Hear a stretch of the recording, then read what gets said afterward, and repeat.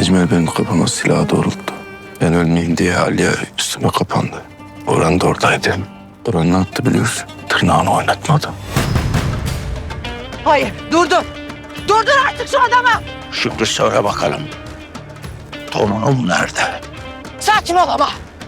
Şunu durdur artık, o kardeşini öldürecek. Durdur artık şunu. Söyle o zaman. Yeter ulan. Torunum nerede? Bırak. Bismillah. Bismillah. Bismillah nerede? Bismillah işte. Bismillah bungalov otelinde. Hemen üstündeki adamları arayın. Çocuğu alsınlar.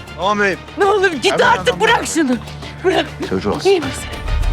Ecmel sırf beni öldürmesin diye Aliye çocuğunun yerini söyledi. Vallahi yukarıda. Bak yemin olsun ben o Boran'ı affetmeyeceğim.